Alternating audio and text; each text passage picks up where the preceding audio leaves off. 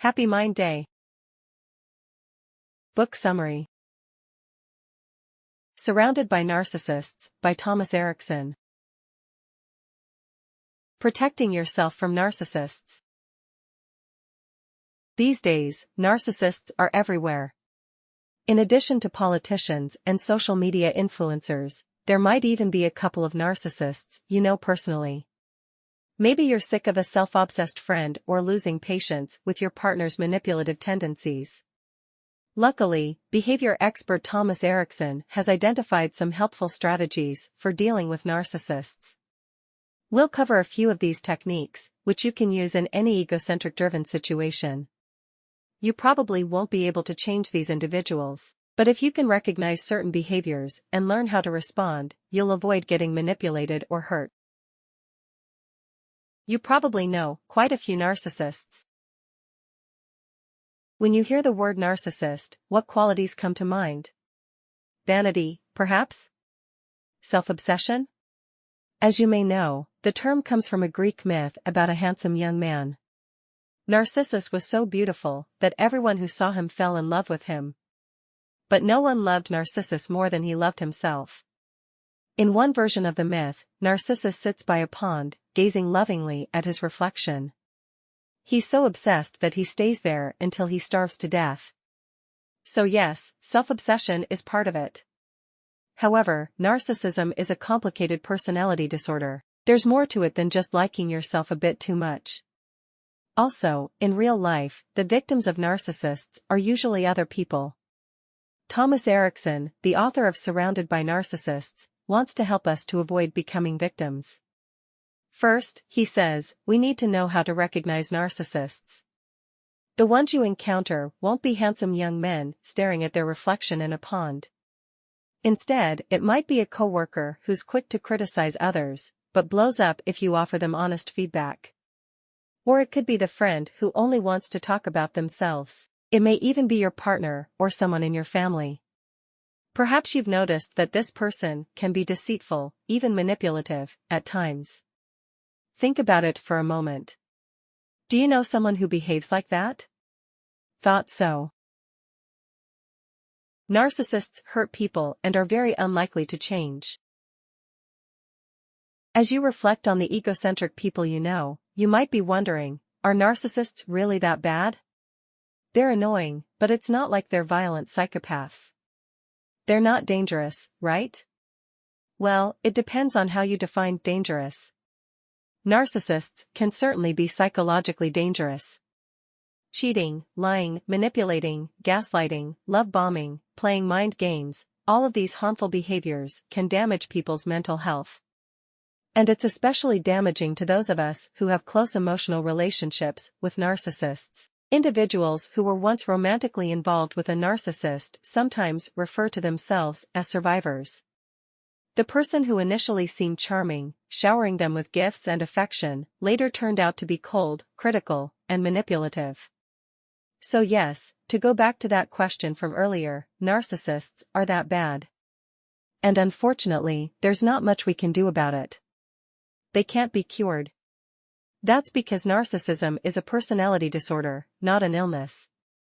1 to 2% of the population is estimated to have narcissistic personality disorder, or NPD, although there are various types of treatment for NPD, including psychotherapy and cognitive behavioral therapy. There's no evidence that any of them work. True narcissists, people who have NPD, can't be cured. There might be some hope for other narcissists, people who display narcissistic tendencies but don't have the disorder. But it isn't very certain. For a person to change, they need to want to change.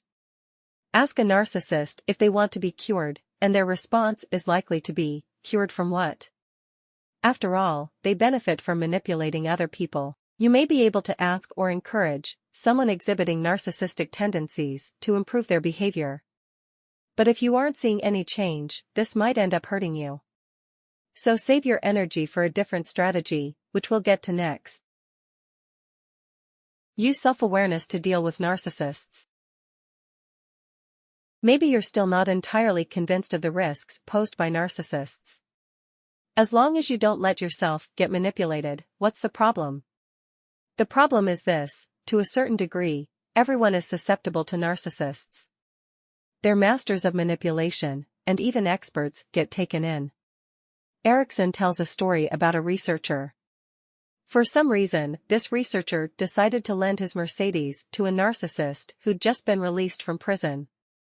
Unsurprisingly, the researcher never saw his car again. Narcissists prey on everyone, but especially their opposites, empaths. Empathetic people are easy targets because they're more likely to respond to a narcissist's call for help. An empath will believe a narcissist who's playing the victim. And eventually, the empath becomes the victim. It's a wolf in sheep's clothing situation. So far we've been looking outward, focusing on the common characteristics of narcissists. But now it's time to look inward and do a little self-reflection. Before you confront the narcissist in your life, you need to know exactly what your strengths and weaknesses are. For this, let's use the color system. If you're familiar with Erikson's other books, such as Surrounded by Idiots or Surrounded by Setbacks, you might already know how this works. If not, no problem. We'll go through it quickly now. The color system is part of a behavior assessment known as DISC. Essentially, it's a way of categorizing the different personality types. There are 4 colors: red, yellow, green, and blue.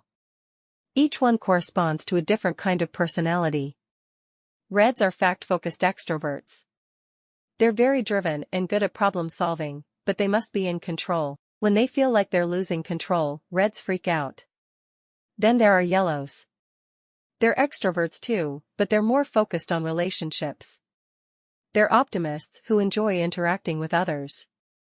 Yellows don't cope well with isolation or rejection. Next are greens. They're relationship-focused introverts who tend to be kind and caring. Greens are often averse to change and conflict. And finally, there are blues.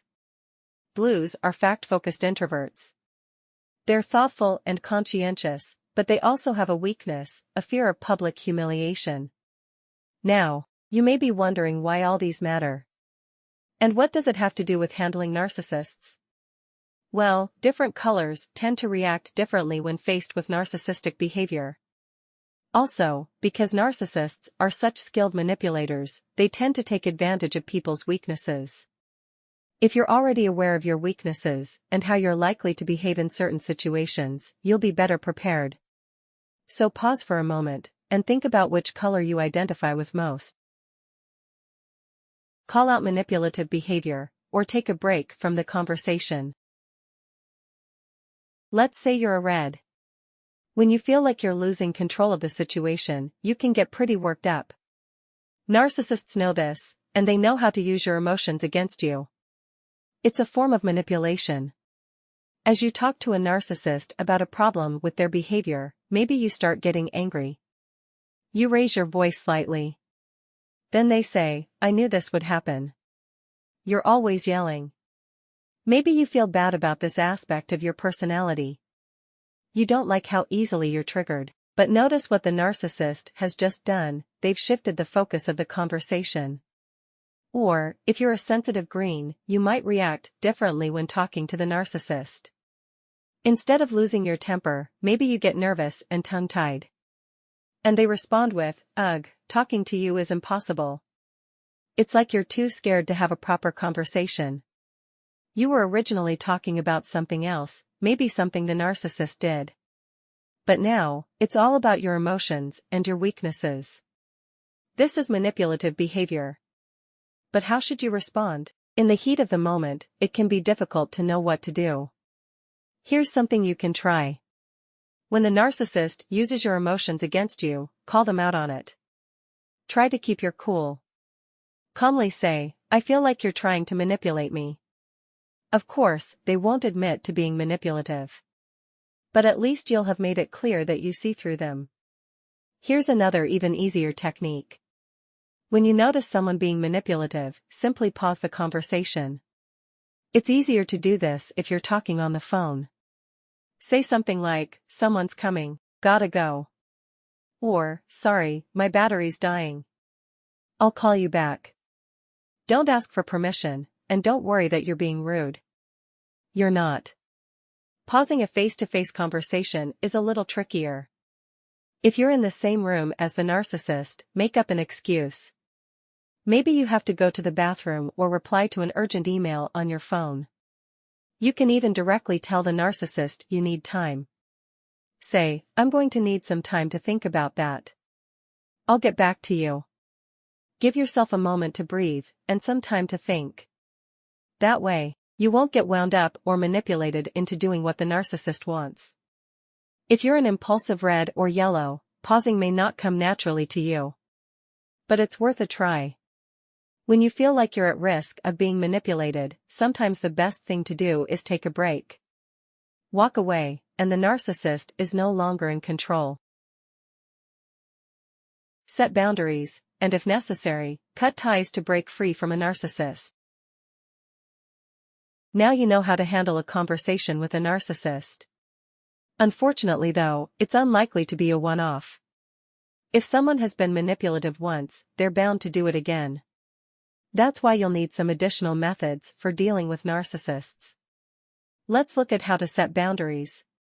Say the narcissist is your partner. They can be manipulative at times, but what bothers you is how critical they are, another common trait of narcissists, by the way. You've had enough of your partner's behavior, but you don't want to break up, not yet anyway. You're going to give them another chance. First, explain that you plan to put more emphasis on your own needs. Then, tell your partner how you expect to be treated. My needs matter too. I want to be treated with respect from now on. Next, set boundaries. Give examples of unacceptable behavior, and make it clear you will no longer tolerate it. I've had enough of being criticized for every little thing. I won't put up with it anymore. Ask your partner to recognize that your needs or opinions may be different from theirs. You may not always agree with my point of view, but that doesn't mean I'm wrong. Explain that you expect the relationship to improve. Now that you've set these boundaries, I think I've made my feelings clear, so things should get better, right? Finally, ask your partner to confirm that they've understood, and to promise that they're going to make an effort. Do you understand what I've just said? Are you going to try to change? And that's all there is to it. You're establishing a framework. You're telling your partner what has to change for the relationship to work. After that, if your partner continues to treat you badly, walk away. Remember, true narcissists can't change. Do you want to maintain a relationship with someone like that? You can pause the conversation or set boundaries as many times as you like, but the narcissist will always be, well, a narcissist. Maybe they can't help the way they are, but that doesn't mean you have to suffer. Also, keep in mind that the boundary conversation only really works with partners, friends, and family. If you have a narcissistic boss, for example, it's hard to dictate the terms of the relationship. So, what are your other options? Distance works. Distance yourself from the narcissist, physically and emotionally, so you don't get hurt. As a last resort, you may even have to cut ties. Quit your job. Break up with your partner. Stop responding to your friends' messages. And try not to feel bad about cutting a narcissist out of your life. You have the right to protect your emotional well-being. Society is becoming more narcissistic. You can break up with a partner or cut ties with a friend. But what if you feel like you're surrounded by narcissists? It's not just the people you know personally.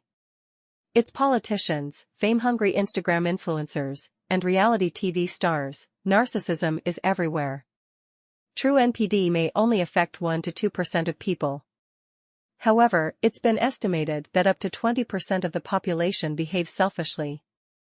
In The Narcissism Epidemic, published in 2009, psychologists Twenge and Campbell argue that narcissism is becoming dangerously widespread in American culture. Even people who don't have NPD are behaving in narcissistic ways. Narcissism has become normalized, and it's on the rise. If you're wondering why, well, so is Erikson. Most likely, it's a combination of factors. Social media has something to do with it. Less obvious, perhaps, is the role of the self-help industry.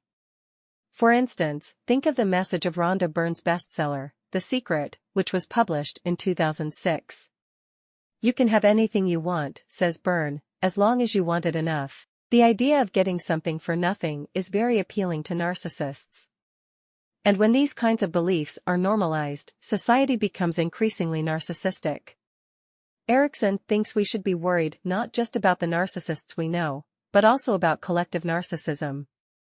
Any group can be a collective narcissist. They might form around a political ideology, a faith, or a sports team. Collective narcissists want their group to be accepted by others without question. They want people to not just agree with them, but admire them. And if you're not part of the group, watch out. A decade ago, there was a scientific study on collective narcissism, which involved some participants from the US. These participants were asked to read an interview with a foreign exchange student. The student expressed a negative opinion of some aspects of the US.